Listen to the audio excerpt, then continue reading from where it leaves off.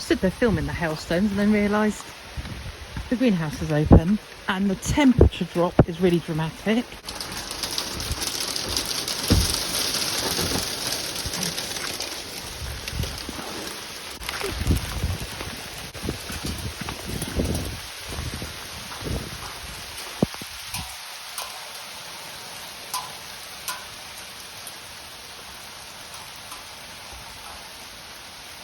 Crazy.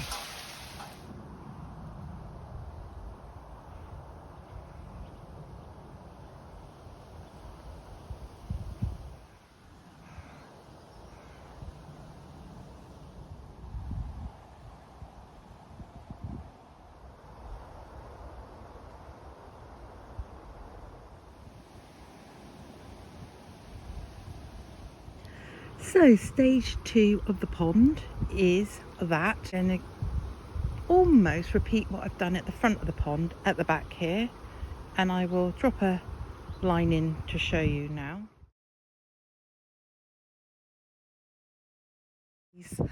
Right, today still continuing with the pond, and I am going to dig out these daisies and this glorious ground alder. I'm going to dig it out, wash the roots, and then we can put back something a bit different in this corner. It's going to be hard work.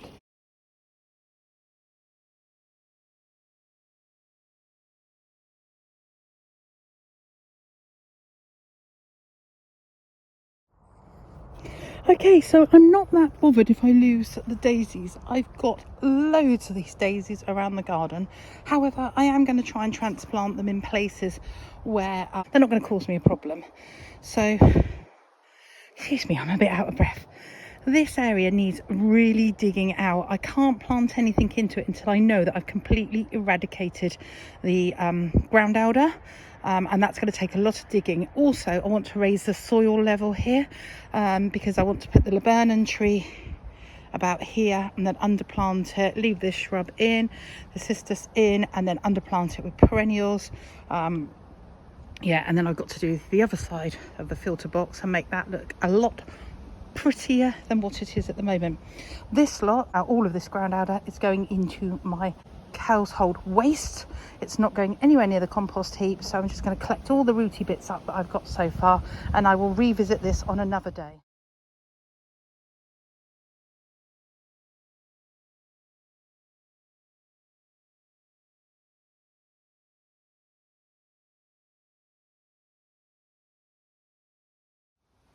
So I started that a few days ago. Now we've got a morning off work, so I've cracked on this morning in the wet and the dew, and now you can see the sun has come out and it is glorious.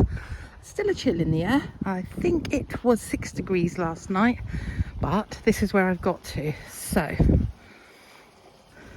all been dug out, and I'm now going through that painstaking job of getting all of the ground alder roots out, which are currently in these 3 orange buckets.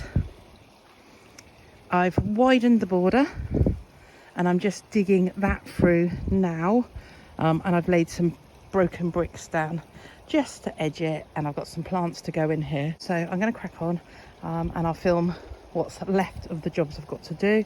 I do need to water this rose. So I've had a few late shifts recently, and that means that I can potter around the local garden centres and the supermarkets and anywhere like Poundland or anywhere that are selling off their summer plants, and I've had a really good rifle through, and I get anything that's going to flower again, so a perennial or a shrub. Let me talk you through what I purchased this morning. I have 2 Stokesias, and these are the most beautiful blue to go around the pond to add to that blue and white theme that I'm aiming for. And these are Mel's Blue PBR, and I have a friend called Mel, so it's very nice.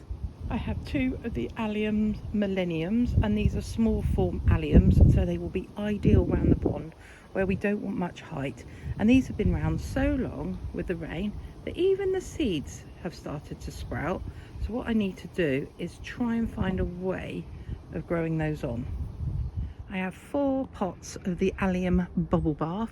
These are a taller form allium, as you can see. This one's still got its flower spike here, the others have not. So they need to get in the ground very quickly, otherwise they are going to rot. And then I have 3 salvias caradonas, and there is lots and lots of cutting stems on here, so I'm going to try and take some cuttings as well. I have ordered a archway to go here, and it's a Gothic style archway, so it's got 2 finials on it. I've just finished the Gothic style arch. You can just about see it as the sun is setting, framing the bottom of the garden. Let me turn around. It's almost invisible in the black. I don't know whether to keep it black or to do it rusty coloured, or to paint it the same colour as the gazebo, which is this colour. So in the rose garden, all the obelisks and the gazebo are a kind of their degree green, pale green paint colour. I'm not sure I want that as you just come off of the patio. I don't know whether to leave it black like the rest of the arches that go onto the lawn. Let me show you. So this one here is black, and this one here is black. This is actually 2 arches together because it keeps getting blown over by the winds that prevail from the west. It does almost go invisible,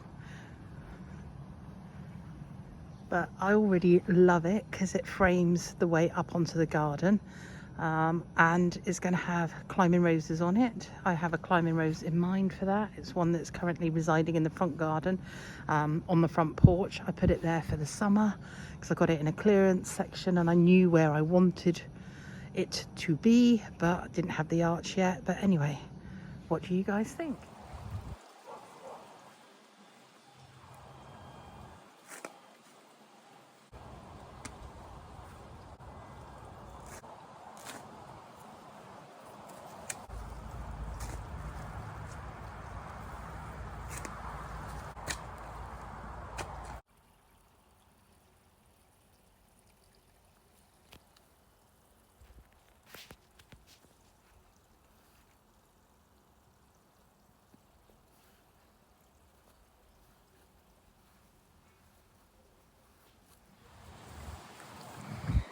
Hiya. So what I'm doing here is adding well-rotted leaf mould into the soil here.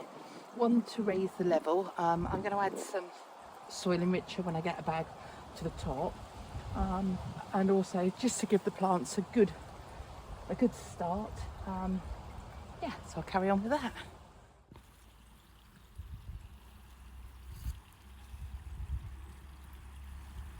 Just going to get the forget-me-nots back in before they fully dry out. And then, yeah, these forget-me-nots will edge until I can pour some edge in.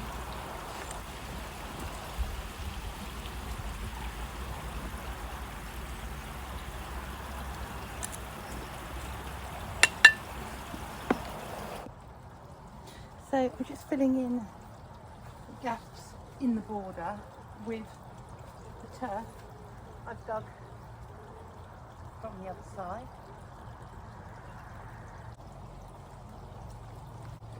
I'm honest, it's a little bit mossy, but a little bit of water for the stump. And it looks like there was no border of it.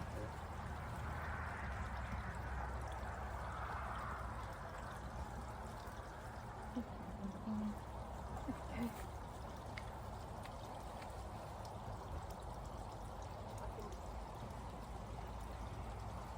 Rot that down in the compost heap.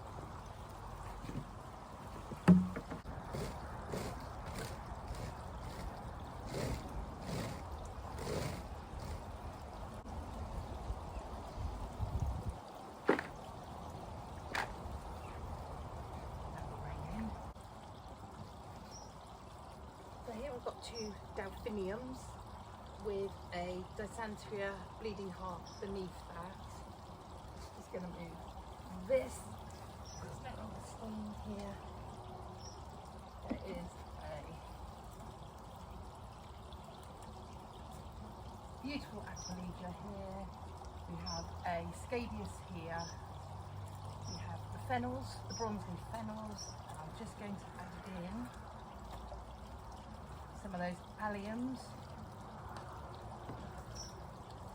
So allium bubble bath.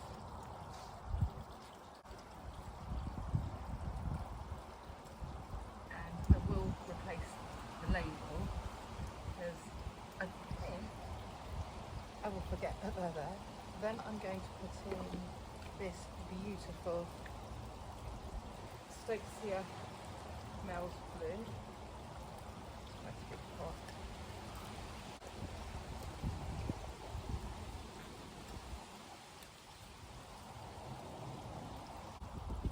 This flowers every year.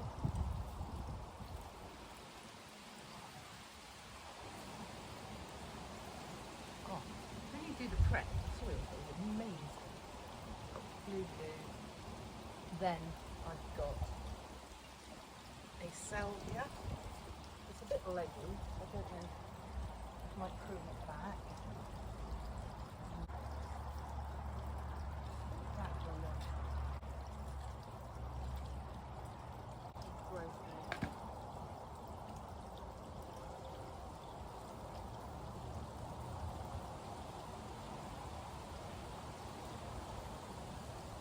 Lastly, we have the little tiny alliums, Millennium. I think I'm going to get those in front of.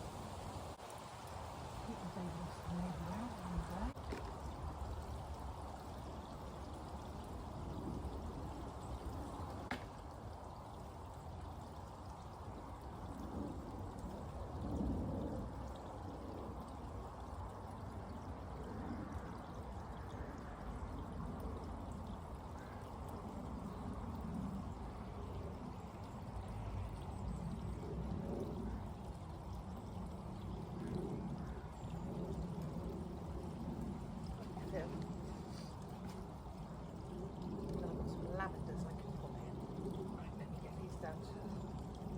I think I'll do the curve a bit curvier.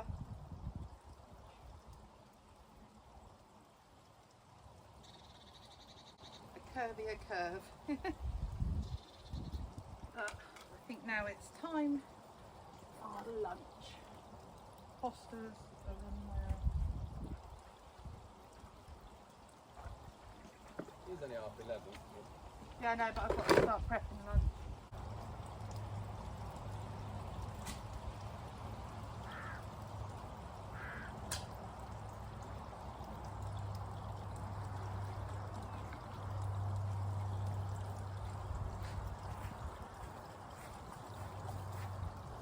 So one half of the border is semi-finished. Still got to get the edging stones to match in with the Victorian ones at the front, but that will be a project for another day in the future. But the Nepeta's in, the alliums are in, the fennel is in. I've left the scabious where they are. I've left the delphiniums, more alliums. I've added the little David Austin rose there that I've had for a little while. It's had a water. And the next job, oh, the turf is here, been pressed down, hopefully it will take, and then the next job is joining this side of the bench to underneath my beautiful tree fern.